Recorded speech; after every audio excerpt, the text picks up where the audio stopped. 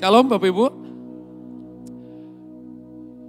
Senang banget tentunya ada di tempat ini kali pertama Bapak Ibu. Saya berterima kasih buat semua tim kepemimpinan ya. Makasih buat Pastor Arif yang memberi kesempatan, Pastor Elisa ya, dan semua tentunya ada Pak Pastor Henry, ada Pak John Lee, ada semuanya ya. Joli ya, Joli gitu ya. Dan semua tim kepemimpinan yang ada di ruangan ini dan tentunya kepada semua jemaat Tuhan yang hadir di tengah-tengah kita sore hari ini. Bapak Ibu, saya nggak akan berlama-lama. Tadi saya udah diperkenalkan ya, singkat saja 2006 ya, gereja lokal yang saya dengan beberapa rekan tentunya gembalakan hari ini. Kami rintis tahun 2006. Ya, 2006-2007 kami rintis dan sampai hari ini ya saya melayani di gereja lokal tersebut yang ada di kota Surabaya, Bapak Ibu ya. Walaupun saya bukan asli orang Surabaya, ya saya yakin banget ada beberapa Bapak Ibu yang mungkin ada ruangan datang dari kota Surabaya supaya logat saya itu nggak sedang mendeteksi saya bukan orang Surabaya tentunya ya. Karena saya tahu ada beberapa yang di depan udah memperkenalkan diri dari kota Surabaya Bapak Ibu ya. Jadi saya Exodus tahun 96 saya datang ke kota plat L dan sore hari ini datang di kota plat F. Ya, saya pikir itu yang saya bisa sampaikan. 18 tahun juga pernikahan yang Tuhan percayakan. Ya, saya sebagai seorang pastor di gereja lokal ada di struktur jajaran kepemimpinan strategic leader di gereja lokal tersebut. Namun saya bukan full time yang melayani Tuhan sepenuh waktu sebab Senin sampai Jumat pada dasarnya saya dengan Bapak Ibu ada di marketplace sebagai seorang profesional coach dan konsultan di bidang leadership, behavior, dan culture. Oke, itu saja yang saya bisa perkenalkan Bapak Ibu. Bapak Ibu siap sore hari ini? Siap ya Bapak Ibu ya, siap ya. Nah sebelum saya mulai pada apa yang akan jadi tema khusus kita sore hari ini tentang generasi Bapak Ibu. Di ibadah yang pertama yang kedua saya berbagi dengan tema dan topik yang berbeda dan ini ibadah yang terakhir Bapak Ibu ya. Dan saya akan berbagi dengan topik yang lain tentunya. Namun sebelum saya mengajak Bapak Ibu melihat firman Tuhan. Berapa banyak Bapak Ibu percaya sore hari ini bahwa sasaran kita jadi orang Kristen bukan bertumbuh tapi berbuah. Setuju? Jadi kalau Bapak Ibu datang dan punya kerinduan bertumbuh saja, Anda kurang baca firman. Kok gitu? Karena memang ada ayatnya. Halo Bapak Ibu? Butuh ayat Bapak Ibu? Dari wajah kelihatannya, masa sih pastor? Emang ada ayatnya? Gitu. Ya, banyak anak muda di ruangan ini, makanya saya coba mulai dengan ayat ini ya. Spontan mendadak aja.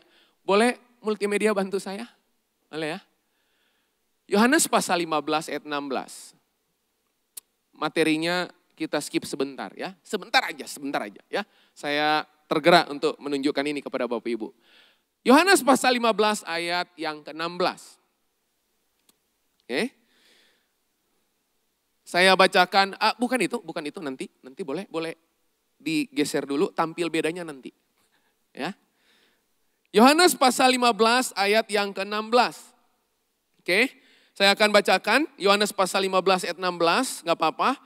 Multimedia bisa membantu saya akan lebih baik, ya kalau enggak pun Tuhan akan bantu saya.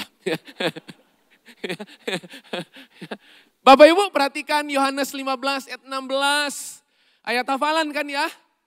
Ya bukan kamu yang memilih aku, tetapi akulah yang memilih kamu. Dengar baik-baik, Tuhan kalau pilih saudara dia nggak pernah reshuffle saudara. Halo. Tuhan kalau pilih saudara, Tuhan nggak pernah reshuffle saudara. Sebab ayat ini berkata bukan kamu yang milih aku yang milih kamu.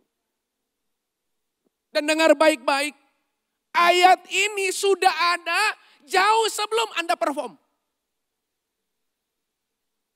Ayat ini sudah ada jauh sebelum Anda achieve apapun di kampusmu, di kuliahmu, di kerjaanmu. Tuhan pilih Anda, Tuhan tetapkan Anda jauh sebelum Anda achieve apapun. Makanya jangan sombong anak-anak muda kalau Anda achieve sesuatu. Tahu diri.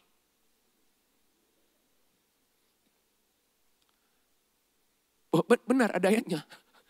Nah kalimat berikutnya lihat. Dan aku telah menetapkan kamu supaya kamu pergi dan menghasilkan pertumbuhan. Nggak ada. Oke? Makanya lihat, Kristen yang tumbuh-tumbuh itu pasti Kristen yang egois. Anda tahu bedanya bertumbuh dan berbuah?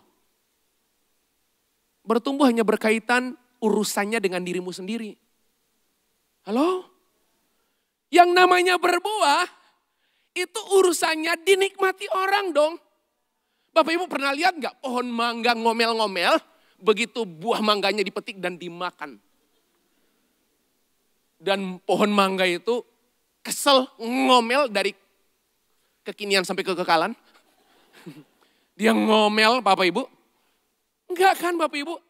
Sebab memang alasan dia ada, memang kudu berbuah. Jadi buat Anda orang Kristen yang, saya bersyukur loh pastor sejak join dengan GSJA Bethlehemers. Puji Tuhan. Saya rajin datang ibadah yang ketiga dan saya bertumbuh. Oh, saya hormati kata itu. Oke, saya hormati kata itu. Tapi ingat, akhir perjalanan Kristenmu itu bukan tumbuhmu tapi buahmu. Dan lihat ayat ini. Supaya kamu pergi dan menghasilkan buah dan buahmu itu tetap. Supaya apa yang kamu minta kepada Bapa dalam namaku diberikannya kepadamu. Coba ada 2 kali kata supaya yang dipakai di situ, ditulis di situ. Anda supaya yang mana? Anda suka supaya yang mana?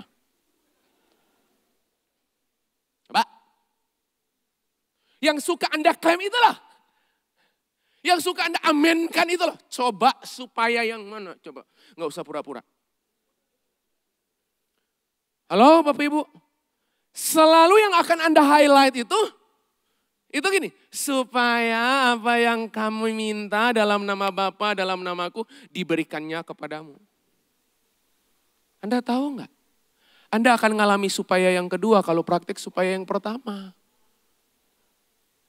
Lalu nggak praktik supaya yang pertama, klaim supaya yang kedua. Halo, Bethlehemers. Amin Bapak Ibu. Amin anak muda. Kristenmu bukan jadi Kristen cari untung. Tapi bikin orang lain untung. Itu Kristen. Amin Bapak Ibu. Baru kita mulai. Oke, yuk. Sore hari ini dalam bulan generasi, secara khusus topik generasi di bulan ini, di minggu ini Bapak Ibu. Oke, saya berkhotbah 3 kali. Ibadah yang pertama saya udah sharing tentang prepare the next generation. Sesi yang kedua saya udah sharing tentang connect with generation. Ibadah yang terakhir, ketiga. Habis ini selesai. Saya sharing tentang tampil beda. Coba. Tampil. Jadi Anda gak usah kaget begitu Anda keluar dari ruangan ini Anda berbeda dengan dunia. Karena banyak orang Kristen kagetan namanya. Pastor, kok gini? Gak baca Alkitab berarti. Pastor, kok sejak ikut Yesus, kok kemudian saya dihindari banyak orang, saya ditolak. Pak, Bu, itu gak usah kaget. Kalau kehidupanmu sebelum dan sesudah terima Yesus gak bikin perbedaan, Anda salah ketemu Yesus yang mana? Puji Tuhan pastor, sebelum terima Yesus, kalau marah sama istri, banting pintu. Sekarang setelah terima Yesus, banting piring. Sama aja Bapak Ibu. Nggak ada bedanya Bapak Ibu. Oke? Jadi sejak awal, dengar, lihat saya. Sejak awal, identitasmu memang identitas yang beroposisi dengan dunia. Oke? Jadi wajar karena sejak awal Yesus berkata, aku mengutus kamu seperti domba di tengah serigala. Dan Anda tahu nggak cara domba menaklukkan serigala? Coba, hai domba, garanglah seperti serigala gitu. Nggak ada ayatnya, Nggak ada. Oke? Sebab wajah Bapak Ibu kayak jarang baca Alkitab Bapak Ibu. Nggak ada ayatnya. Yang ada Bapak Ibu tahu nggak? Cara domba menaklukkan serigala. Yesus berkata gini, hei domba, Anda domba ya, saya domba ya. Cara menaklukkan serigala gini, tulus seperti merpati. Lalu cerdik seperti itu. Halo? Nah makanya kita akan lihat ayatnya Bapak Ibu. Yuk kita lihat ayatnya Bapak Ibu. Lihat Bapak Ibu, Matius pasal yang kelima ayat 13 sampai 16. Langsung menyasar kata yang dipakai itu langsung kata yang terpersonifikasi secara spesifik kepada Anda. Kata yang dipakai ini nggak ada, mereka adalah garam dunia. Nggak ada. Kata yang pertama dipakai apa? Tahu kamu?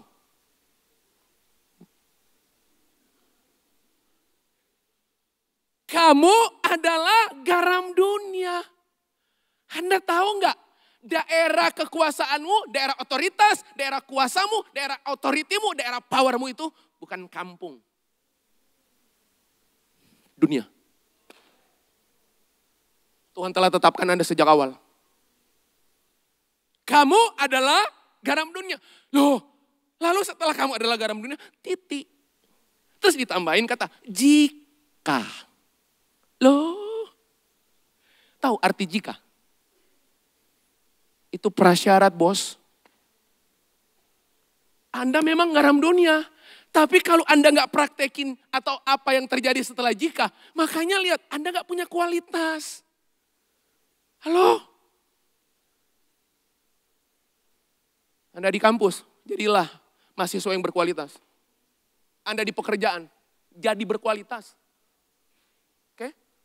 Sebab waktu nanti Anda di pekerjaan, perusahaanmu nggak akan minta surat baptis. Mereka akan sasar gini, kualitas kamu apa? Halo? Paham Bapak Ibu? Waduh, salah datang ibadah, sama. Mau ibadah 1 atau 2, saya akan garang di sini. Ya. Kamu adalah garam dunia. Jika apa? Garam itu menjadi tawar, dengan apakah ia diasinkan? Bayangkan, tidak ada lagi gunanya. Dan hebatnya Tuhan gak pernah buang Anda. Coba baca ayat ini. Yang buang Anda siapa? Orang di luar sana. Tuhan terima Anda sekali dia terima, selamanya dia terima. Tapi persoalannya dunia yang buang Anda. Karena jadi generasi yang gak berkualitas. Jam kerja jam 8. Selalu datangnya injury time. Tahu injury time? Udah kayak sepak bola, minta tambahan waktu. Skornya seri Pak, soalnya. Ada tambahan waktu enggak? Aduh. Oke, saya konsultan Bapak Ibu, seringkali teman anak-anak muda, saya seringkali itu hiring. Kesel banget loh Bapak Ibu, ketemu dengan orang Kristen. Yang izinnya banyak hanya persoalan apa? Izin bos, kemana? Retreat. Enggak apa-apa kalau Anda mau retreat, enggak apa-apa, bukan salah. Tapi maksud saya gini, Anda jangan memanfaatkan hanya gara-gara bos Anda orang Kristen, Anda manfaatkan Kristennya dia. Dibuang dan diinjak orang. Halo? Anda lihat ayat berikutnya. Ayat berikutnya menulis apa Bapak Ibu? Ayat 14, saya lanjutkan. Kamu lagi loh. Kamu adalah terang dunia, kota yang terletak di atas. Jadi wajar terang itu dilihat. Oh yang lucu kalau jadi orang Kristen ini, jangan lihat saya, lihat Tuhan, gak ada ayatnya. Saya ketemu banyak orang Kristen gitu, jangan lihat saya, lihat Tuhan. Loh, sementara Alkitab menulis, orang mesti lihat perbuatan saya yang baik dan memuliakan Bapa di sorga. Enggak ada ayat. Jangan itu. Ada. Halo? Yang ada ayat Alkitab berkata gini, ikutilah teladanku. Paulus bilang, sama seperti. Keren banget tuh kata itu. Sama seperti. Aku ikut teladan Kristus. Follow me. Sepanjang saya follow Yesus. Halo? Gak usah Bapak Ibu, teman-teman anak muda, jangan pakai alasan. Saya makhluk yang gak sempurna. Hanya Tuhan yang sempurnakan saya. Benar, saya setuju, amin 3000 kali. Tapi gak berhenti di situ Bapak Ibu. Oke, tuh ayat berikutnya coba, kalimat berikutnya. Lagi pula orang tidak menyalakan pelita lalu meletakkannya di bawah gantang. Melainkan di atas kaki Dian sehingga. Karena saya terang, di atas baru sehingga. Sehingga apa? Menerangi semua orang di dalam rumah itu. Wajar dong. Bapak Ibu tahu nggak? Kalau Anda datang di sebuah pekerjaan, Anda ada di sebuah kantor, Anda di sebuah kampus, lalu ada gelap di situ, jangan Anda ngomel tentang gelapnya. Justru yang Anda pertanyakan di mana terangnya. Halo? Ya wajar Pak. Yang believers cuma saya di situ. Terus alasan itu Anda pakai kemudian untuk ya wajar. Kan cuma saya sendiri. Halo? Amin Bapak Ibu. Saya tunjukkan lagi ayatnya. Lihat. Demikianlah hendaknya terangmu. Jadi terang itu mesti di atas, di depan, di atas, di depan, di atas, di depan. Ayat Alkitab bilang. Jadi bukan sembunyi di belakang. Demikianlah hendaknya terangmu bercahaya di depan orang supaya lihat. Mereka melihat perbuatan Tuhan, enggak perbuatanmu yang baik. Dan karena ngelihat perbuatanmu, tahu pakai kata melihat, tahu melihat. Berarti orang amati tingkah lakumu. Harusnya orang ketemu Anda, orang ketemu dengan orang kecipratan rupa Kristus. Jadi walah kamu lagi. Halo? Oke, harusnya orang ketemu Anda, perkataanmu itu Alkitab bilang ini, mendatangkan kasih karunia buat orang lain. Itu Kristen. Itu generasi. Halo? Pak, khotbahnya terlalu ideal. Enggak apa-apa. Kalau enggak ada ideal, enggak ada keserupaan. Halo? Lanjut Bapak Ibu. Nah, sekarang Bapak Ibu. Saya tutup. Ibadah 1 dan 2 yang kalau udah ikut terus ini pasti saya tahu. Kalau saya bilang saya tutup 30 menit dari sekarang. Bapak Ibu, lihat ada 3 kualitas pembeda. Tuh, gambar-gambarnya bagus ya. Tapi perjalanan hidupnya nggak sebagus gambarnya. Kita akan belajar dari Yusuf. Ternyata gini Bapak Ibu, ada 3 kualitas pembeda antara Yusuf dengan generasi pada masanya. Saya berdoa hari ini anak-anak muda, saya berdoa buat Anda yang hari ini datang, Anda punya anak, persiapkan anakmu untuk punya persoalan, punya fokus seperti yang Yusuf lakukan. Oke, Bapak Ibu siap? Sebelum saya masukkan ke poinnya, saya tunjukkan Bapak Ibu. Nah, mari kita jajaki track record Yusuf Bapak Ibu. Oke, lihat track record pertamanya. Tuh, jika tidak dibenci oleh kakak-kakaknya, maka bagaimana Yusuf dapat dijual oleh kakak-kakaknya? Coba. Makanya lihat, orang yang benci Anda, justru orang yang benci Anda itu bawa Anda ke tempat terbaik.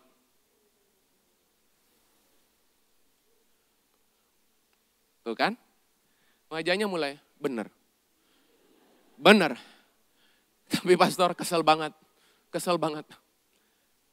Loh, Anda percaya nggak bahwa orang yang melukai Anda itu alatnya Tuhan? Cuman yang di depan ya, Bapak Ibu saya mau tanya, kalau itu alatnya Tuhan perlu diperlakukan dengan baik nggak? Loh, nggak setuju ya? Anda percaya orang yang melukai Anda percaya siapapun yang melukai Anda tetap ada dalam jangkauan Tuhan, Tuhan pelihara, Tuhan kontrol, Tuhan kendalikan. Kalau itu alatnya Tuhan, yang namanya alatnya Tuhan perlu dirawat dengan baik nggak? Karena kalau Yusuf nggak dibenci, Gak mungkin Yusuf dijual oleh kakak-kakaknya. Stop sampai situ perjalanannya? No. Selalu dengan Tuhan itu happy ending. Gitu. Tapi belum happy, berarti belum ending. Hidup saya belum happy, pastor. Berarti belum ending. Masih susah. Memang belum ending. Kalau ending selalu happy. Kok masih sulit ya? Memang belum ending. Nah, ada ayatnya enggak? Ada. Pada akhirnya Tuhan turut bekerja dalam segala sesuatu mendatangkan kebaikan buat kita kan? Kok belum baik-baik? Memang belum pada akhirnya, bos. Halo? Oke? Nah, lanjut ya Bapak Ibu ya. Yang kedua. Tuh lihat rekam jejaknya. Jika tidak dijual oleh kakak-kakaknya, maka bagaimana Yusuf dapat berada di Mesir? Loh. Jadi habis ini jangan bilang, jualah saya. Bukan. Anda tahu nggak, begitu dia di Mesir, udah makin dekat istana nggak? Makin dekat istana nggak? Makin dekat. Coba, Anda kan cuma lihat akhirnya, Anda nggak pernah lihat awalannya. Banyak orang Kristen gitu. Maunya yang di akhir, nggak pernah mau di awal. Padahal yang masuk finish itu orang yang di akhir, bukan di awal. Cukup sampai situ perjalanannya? Enggak, nih Bapak Ibu. Yang ketiga, jika tidak menjadi budak di Mesir, maka bagaimana Yusuf dapat bertemu dengan Potifar? Loh, Anda tahu enggak? Tuhan rancang dengan spesifik, Tuhan rancang dengan sempurna perjalanan hidup Yusuf yang sulit, yang berat. Stop sampai situ? Enggak. Oke, lanjut lagi Bapak Ibu, saya mau cepat aja. Jika tidak difitnah oleh istri Potifar, maka bagaimana Yusuf dapat masuk penjara? Loh, makin dekat gak? Makin dekat istana gak? Makin dekat gak? Dengar baik-baik. Jangan kutuki proses kalau Anda gak tahu hasil akhirnya. Catat dengan baik. Ya. Ngurangi beban konseling pastoral. Pastor, hidup ini berat. Yang bilang ringan siapa? Nggak baca firman memang berarti. Halo? Stop sampai situ? Enggak. Jika tidak dipenjara, maka bagaimana Yusuf dapat bertemu dengan juru minum? Halo? Anda mau tahu kalimat terakhir? Nih yang Anda tunggu. Jika tidak berkenalan dengan juru minuman, maka bagaimana Yusuf dapat promosi untuk menghadap Firaun? Loh, Anda tahu nggak? Perjalanan promosi itu selalu diawali dengan perjalanan dibenci. Masalahnya saya yang membenci Pak A, bertobat. Begitu Anda benci seseorang, Anda sedang mengantar orang itu ke istana. Saya ulang. Begitu Anda benci saya, Anda sedang mengantar saya secepat mungkin tiba di istana. Tapi bukan panggilan untuk benci saya. Oke Bapak Ibu, jelas? Nah sekarang kita lihat Bapak Ibu. Mari kita lihat. Ada 3 kualitas pembeda dari kehidupan seorang Yusuf. Tuh lihat. Adapun Yusuf telah dibawa ke Mesir. Gak enak banget bahasanya. Oke? Boleh saya kasih contoh? Arti telah dibawa? Boleh ya? Bisa bantu saya? Benar. Ya. Saya kasih contoh ya, arti telah dibawa. Tahu arti orang telah di bawah? Namanya siapa? Yusuf ternyata namanya loh. Enggak. Kesini dong. Ya, direkam loh. Andra. Andra and the Backbone. Ada lagunya loh. Anda tahu nggak arti kalau Yusuf telah dibawa, itu dia nggak punya hak hidup. Tuhan akan izinkan Anda masuk dalam sebuah area-area kehidupan di mana Anda nggak punya hak untuk dirimu sendiri. Oke? Tapi Tuhan nangis sebanyak mungkin, Tuhan besar kemungkinan gak tergerak dengan tangisanmu. Karena ada jauh lebih besar kemuliaan yang dia sedang siapkan buat Anda. Anda tahu gak arti telah dibawa itu gini? Telah dibawa. Oke? Dilarang komplain. Oke? Dilarang, lawang dibawa kok. Berarti Andra ini, Yusuf ini jadi haknya siapa? Orang Mesir. Dan dengar baik-baik, di Alkitab kata Mesir itu, arti Mesir itu limitless. Atau limitasi, punya keterbatasan Bapak Ibu. Nih saya bawa. Dia gak bisa kemana-mana, suka-suka saya dong. Tuhan akan izinkan ada beberapa orang yang perlakukan Anda suka-suka. Amin. Gak ada amin di bagian ini ya. Silakan duduk Andra, thank you. Adapun Yusuf telah dibawa ke Mesir. Anda lihat ayat ini. Bisa ditampilkan. Adapun Yusuf telah dibawa ke Mesir. Kejadian pasal 39 menulis dengan jelas. Dan Potifar seorang Mesir, pegawai istana Firaun, kepala pengawal raja, membeli dia. Gawat, udah dibawa ke Mesir dan apa tahu nggak?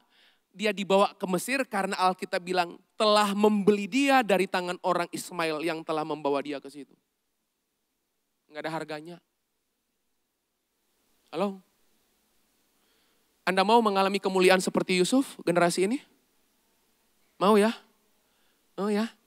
Dan sorry to say, kalau Anda mau jawabannya bukan amin. Ayat ini jelas berkata, Yusuf itu dibeli. Terserah Anda itu mau di tangan siapa. Terserah. Sebab tempat teraman di dunia ini ada dalam ketaatan. Halo? Sampai di situ kisah ini? Enggak, itu masih babak awal. Intro. Ayat 2. Ayat 2 Bapak Ibu lihat. Nih. Wah ini. Terserah mau ayat 1 modelnya kayak apa, ayat 1 situasinya kayak apa, ayat 1 hancurnya kayak apa, ayat 1 itu menghancurkan kehidupan itu. Terserah. Yang penting ayat 2. Kalau kita kan kebalik. Ayat 2 gak penting, yang penting ayat 1. Langsung ayat 2. Tetapi Tuhan menyertai Yusuf. Dengar baik-baik generasi. Faktor pembedamu dengan teman kerjamu, Anda mesti pastikan Tuhan menyertai engkau. Halo? Anda tahu nggak yang bikin hebatnya kekristenan? Ini yang bikin hebat kekristenan, dengar baik-baik. Orang di luar sana cari Tuhan kemana-mana. Anda bawa Tuhan kemana-mana. Makanya gini, kekristenan itu bukan menghampiri Tuhan. Bukan. Itu kurang perjanjian baru. Anda tahu nggak? Kurang menghampiri Tuhan, tahu nggak? Posisinya di mana? Tuhan di sana, saya di sini. Tuhan di sono, saya di sini. Menghampiri kok. Aku mendekat kepada Tuhan. Tuhan di luar saya dong. Kekristenan itu bukan menghampiri, bukan mendekat, tapi membawa Tuhan. Halo? Amin Bapak Ibu, teman-teman. Kalau ini nggak breakthrough di area Anda, di kerangka berpikir Anda, makanya jangan heran, hidupmu kalah terus sebagai generasi. Anda sering nyanyi, segala perkara dapat ku tanggung. Kalimat berikutnya apa? Di dalam Dia yang memberi kekuatan. Terserah persoalan serumit apapun, kan saya di dalam. Oke Bapak Ibu? Tetapi Tuhan menyertai Yusuf. Anda tahu nggak dampak Tuhan menyertai Yusuf di ayat kedua? Bisa tampilkan ayat kedua. Tetapi Tuhan menyertai Yusuf sehingga ia menjadi seorang, kesel banget baca ayat ini. Tahu nggak yang bikin kesel baca ayat ini yang bagian mana? Selalu. Tahu arti selalu? Coba. Tetapi Tuhan menyertai Yusuf sehingga ia menjadi seorang yang selalu berhasil dalam pekerjaannya. Lihat. Orang itu yang selalu disertai Tuhan akan selalu berhasil dan ditarik masuk ke dalam rumah. Rumah itu lambang kehidupan dan lambang otoritas. Ngeri loh. Orang-orang generasi yang gini. Nggak bisa hidup tanpa Tuhan. Jadi bukan gini. Rindu itu berat, biar aku saja yang menanggungnya. Jangan percaya anak muda. Itu hanya apa kata Dylan. Kalimat itu harusnya Anda mesti memahami hanya Yesus Kristus yang bisa mengucapkan, dosa itu berat, biar saya aja yang menanggungnya. Halo? Lihat, apa yang berikutnya? Ayat yang ketiga. Wih, ayat ketiga keren banget Bapak Ibu. Ayat ketiga menulis, setelah ayat kedua Tuhan menyertai Yusuf, tapi menarik ayat ketiga. Ayat ketiga, setelah dilihat oleh tuannya. Loh, kalau itu saya yang umumkan, saya disertai Tuhan. Belum tentu Anda percaya. Itu pengakuan sepihak. Dari saya nggak ada yang konfirmasi. Halo? Harusnya, dengar baik-baik anak muda. Kalau Anda, keluarga muda, kalau Anda percaya Anda disertai Tuhan, harusnya orang lain konfirmasi dong. Loh, di ayat ini dapat konfirmasi enggak? Jadi bukan cuman ayat 2, Tuhan menyertai Yusuf. Tapi ayat ketiga menulis setelah dilihat oleh tuannya. Setelah, saya nggak tahu berapa lama pindah ayat 2 sampai ayat 3. Berapa lama, saya nggak tahu, mungkin 10 tahun. Setelah kok. Berarti ada proses nggak di situ? Berarti ada kondisi nggak? Ada durasi waktu nggak?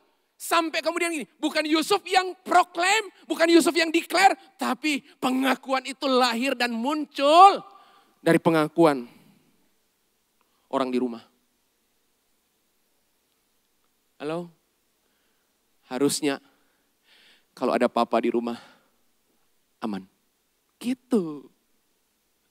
Oke? Harusnya kalau ada pria di rumah, pria itu sumber, aman.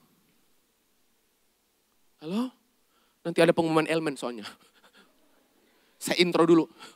Ya, karena saya juga salah satu pembicara pria sejati. Hampir mau 1, 2, 3 loh saya.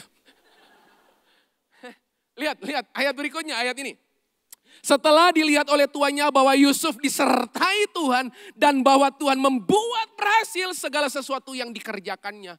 Gawat orang ini. Gawat. Disertai, dilihat oleh tuannya bahwa Yusuf disertai Tuhan, bahwa Tuhan membuat berhasil segala sesuatu yang dikerjakannya.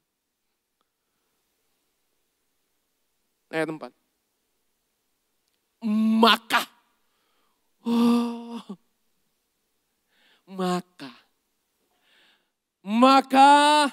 Yusuf mendapat kasih tuannya dan ia boleh melayani dia. Kepada Yusuf diberikannya kuasa atas rumahnya dan segala miliknya diserahkannya pada kekuasaan Yusuf. Anda itu kalau disertai Tuhan, Anda itu kalau generasi yang punya strong spirituality. Dengar baik-baik. Anda itu kalau punya strong spirituality, dan setelah Anda punya strong spirituality, Anda punya pure integrity, gak ada yang bisa menghambat Anda. Nah, kita spiritual Senin Kamis. Tahu Senin Kamis?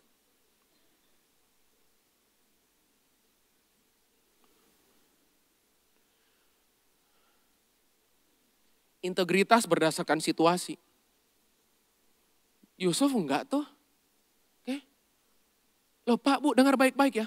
Orang di luar sana mesti tahu Anda Kristen yang sungguh-sungguh, Anda Kristen yang radikal. Halo? Jadi Kristen gak usah radikal-radikal, gak usah sungguh-sungguh, gak usah serius-serius. Yang gak sungguh-sungguh dan gak serius-serius itu ya Lucifer. Halo Bapak Ibu? Jelas sampai sini? Stop sampai situ? No. Pemain keyboard bisa bantu saya mau selesai. Benar, mau selesai. Lihat. Ayat berikutnya. Ayat 5. Sampai ayat yang ke-6. Keren lah. Sejak ia memberikan kuasa dalam rumahnya dan atas segala miliknya kepada Yusuf. Lihat. Bahkan orang yang gak percaya Yesus pun diberkati karena Yusuf. Jadi harusnya perusahaanmu disejahterakan karena Anda hadir.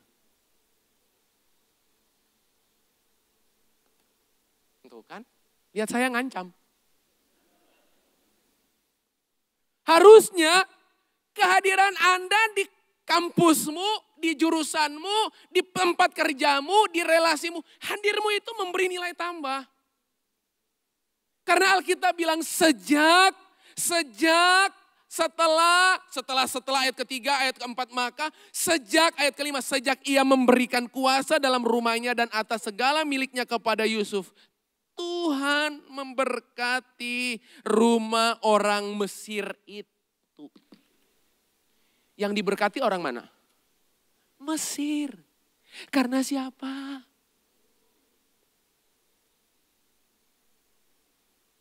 Halo? Karena Yusuf.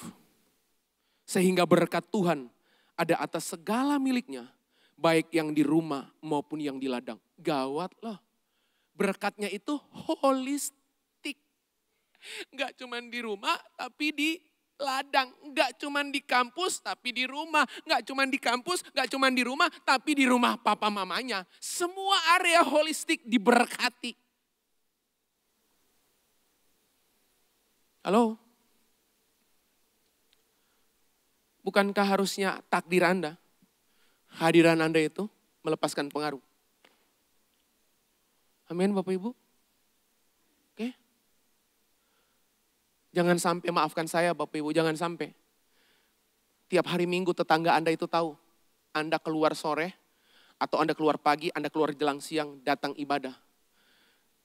Tapi begitu Anda pulang, perilaku Anda itu gak sedang mencerminkan dan gak sedang mengekspresikan Kristus yang penuh kasih. Dirilis dalam kehidupan Anda. Halo? Sebab di ayat ini ditulis, sekali lagi. Sejak ia memberikan kuasa dalam rumahnya dan atas segala miliknya kepada Yusuf. Tuhan memberkati rumah orang Mesir itu karena Yusuf. Sehingga berkat Tuhan ada atas segala miliknya. Baik yang di rumah maupun yang di ladang. Anda tahu gak, seluruh tokoh-tokoh Alkitab dipanggil Tuhan di kisaran usia 17 sampai 19 tahun. Itu generasi bukan? Halo? Anda tahu gak si Timotius itu? Sampai kemudian ada ayat yang sering kali Anda pakai kan? Paulus panggil Timotius, Tim, anakku yang kukasihi. Aku utus kamu. Oke? Aku utus kamu, aku rilis kamu. Jadilah teladan. Jangan pandang karena engkau merasa minder karena engkau masih muda. Tapi jadilah teladan. Anda tahu nggak waktu Timotius itu diutus sama Paulus. Itu diindikasi. Itu diduga usia Timotius di kisaran 19 tahun. So powerful. Halo? Jadi nggak ada alasan Bapak Ibu. Saya masih muda. Anda memang masih muda, tapi Anda punya Tuhan yang di dalam Anda.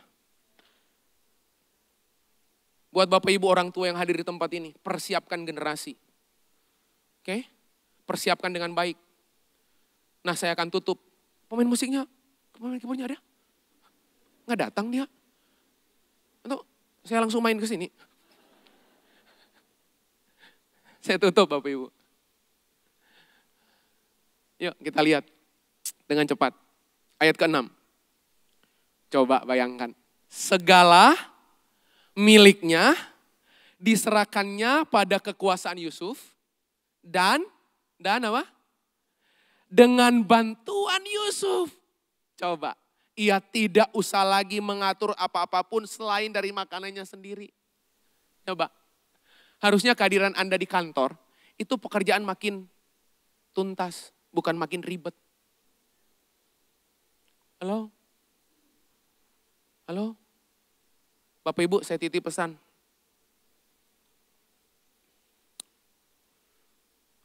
Maafkan saya, maafkan saya.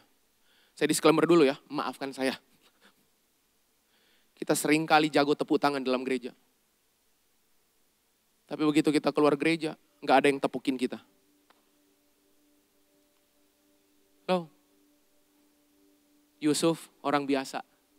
Tapi Anda tahu nggak?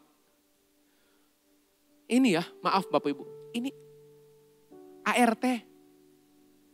Asisten rumah tangga. Artinya apa? Profesi apapun Tuhan bisa pakai. Oke? Siapapun Anda. Sekalipun Anda bilang, tapi Pak saya cuma orang kecil. Seperti lilin kecil. Di kamar kecil, ditiup angin kecil. Tuhan pakai Anda. Oke? Segala miliknya diserahkannya pada Yusuf. Ia tidak usah lagi mengatur apa-apapun selain makanannya. Selain dari makanannya sendiri. Saya tutup dengan ini Bapak Ibu. Apa faktor pembeda dari Yusuf? Halo? Oke? Yang pertama, Yusuf punya strong spirituality. Anda itu kalau bocor tekor di spiritualitas, Anda pasti tekor di hikmat. Halo? Anda itu kalau tekor di spiritualitas, tekor di perkataan. Anda itu kalau minus di spiritualitas, minus di keputusan ketepatan, minus. Kok tahu pastor? Ada ayatnya. Yang pertama, pulang dari sini, pastikan Anda punya strong spirituality. Anda tahu nggak? Quality attract quality. Halo? Jelas? Buat Anda yang single juga, lihat. Anda mau cari pria yang berkualitas. Dapatnya bukan di pasar, bos. Berkualitas lah, karena orang yang berkualitas menarik berkualitas. Halo? Jangan cari orang berkualitas, tapi jadilah orang berkualitas. Halo? Makanya lihat, Alkitab itu mencatat. Ada stepnya setelah Anda menjadi orang percaya. Langkah berikutnya, Anda jadi orang yang dapat dipercaya. Benar? Nggak semua orang percaya itu dapat dipercaya. Jadi jangan kaget kalau Anda bilang, lu katanya Kristen. Nah,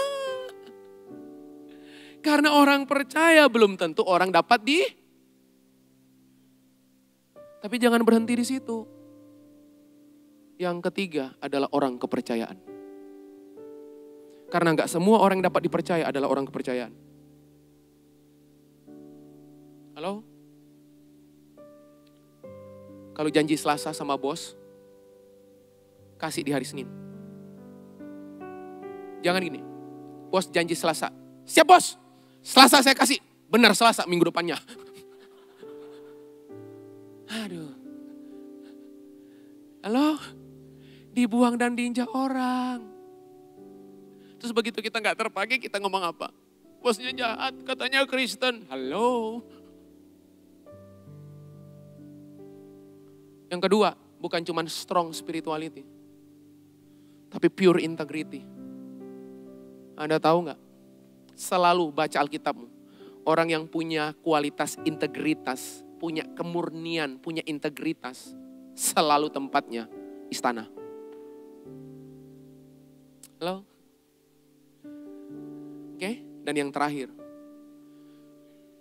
Full responsibility. Saya titip pesan, apapun yang Tuhan percayakan, kerjakan. Nggak usah ngeluh, nggak usah banyak ngomel. Oke, kerjakan saja. Nanti Anda lihat, anak muda dengar, generasi dengar. Nanti akan lihat, Anda akan lihat. Tuhan itu tahu persis dan dia terampil, dia ahli. Bawa Anda kemanapun. Dengan Tuhan dimulai dengan panggilan. Tapi Anda harus dimulai dengan tanggung jawab. Saya ulang kalimat saya. Catat ini di hatimu terdalam. Tuhan memulainya dengan panggilan. Saya memulainya dengan tanggung jawab. Nah makanya gini, begitu Tuhan panggil kita, tapi kita gak pernah bertanggung jawab, ya jangan heran Bapak Ibu. Semua janji dalam Alkitab gak bisa tergenapi. Kenapa Bapak Ibu? Karena persoalan tanggung jawab. Oke? Karena persoalan tanggung jawab. Talenta termultiply. Karena responsibility. Dan saya mau kasih tahu Bapak Ibu. Selalu ada tempat buat orang-orang yang punya spiritualitas kuat. Selalu ada ruang buat orang-orang yang punya integritas kokoh. Dan selalu ada tempat buat orang-orang yang punya responsibility. Oke? Anda gak perlu menunggu di kekekalan. Anda akan menikmati itu di kekinian. Amin. Keluarga yang kuat, pernikahan yang kokoh, keuangan yang oke, pelayanan yang diberkati Tuhan, pelayanan yang menyentuh kehidupan banyak orang, aktivitas-aktivitas pembicaraan yang menyentuh, merobek jiwa seseorang, ketemu dengan Anda 2 menit, orang melihat masa depan. Itu Kristen. Amin Bapak Ibu. Terlalu idealkah khotbah ini? Nggak apa-apa. Nggak apa-apa. Sebab itu yang firman Tuhan ajarkan. Amin Bapak Ibu. Saya selesai loh. Selesai saya. Ya. Mari bangkit berdiri. Mari bangkit berdiri. Saya mau berdoa buat Bapak Ibu. Buka kedua tanganmu. Buka kedua tanganmu Bapak Ibu. Bapak, kami bersyukur buat sore hari ini. Bersyukur buat kebenaran yang Tuhan lepaskan di tengah-tengah kami. Tuhan dengar sore hari ini. Tuhan dengar sore hari ini. Kebenaran-Mu gak tergantikan. Dan selalu kebenaran-Mu memenangkan situasi yang sulit sekalipun. Mana pernah firman kalah. Mana pernah firman gagal. Gak ada. Yang kami percaya, yang kami lihat. Waktu kami hidupi kebenaran-Mu, kami menjadi generasi yang tampil beda. Yes. Bedanya kami di mana? Bedanya kami karena kami punya strong spirituality. Yeah. Bedanya kami di mana? Karena kami punya pure integrity. Bedanya kami di mana? Karena kami punya full responsibility. Yes. Pantas saja dunia memeluk kami. Pantas saja Tuhan mengasihi kami. Pantas saja orang melihat kami memuliakan Bapa di sorga. Itu yang kami pastikan sore hari ini. Kami makin dicintai Tuhan dan disukai banyak orang. Karena kualitas kehidupan kami yang memberi arti, memberi nilai tambah buat kehidupan orang lain. Kami berdoa sore hari ini. Roh Kudus kasih kemampuan untuk kami menghidupi firman ini. Kalau kami masih gagal, kami pastikan kegagalan gak menghentikan kami. Yeah. Kami akan bangkit dan mencoba lagi. Yes. Bukankah Tuhan menghargai orang-orang yang bertekun? Bukankah Tuhan menghargai orang-orang yang tidak pernah mundur, tidak pernah menyerah? Yeah. Tiba pada waktunya, kami percaya kemuliaan Tuhan akan nyata dalam hidup kami. Yes. Hamba mau melepaskan berkat buat setiap orang-orang muda generasi yang ada di ruangan ini. Buat setiap orang tua, papa mama kami yang hadir sore hari ini. Terima kasih kehadiran mereka melengkapi kehidupan kami. Kehadiran mereka merilis otoritas, merilis blessing dalam kehidupan kami. Itu sebabnya dari tempat ini kami speak blessing juga buat kedua orang tua kami. Orang-orang tua yang ada di ruangan ini Tuhan. Kami percaya tangan Tuhan yang kuat menyertai kehidupan mereka. Umur panjang menjadi bagian dalam kehidupan mereka. Makasih, kami bersyukur buat sore hari ini. Hamba-Mu selesai. Sekali lagi Roh Kudus, letakkan firman-Mu, taruh firman-Mu di hati kami. Firman ini mendrive kami, firman ini mendorong kami, firman ini memacu kami, firman ini membawa kami ada di depan. Mengerjakan semua yang Tuhan janjikan dan Tuhan mau untuk kami genapi dan kami hidupi di hari-hari ke depan.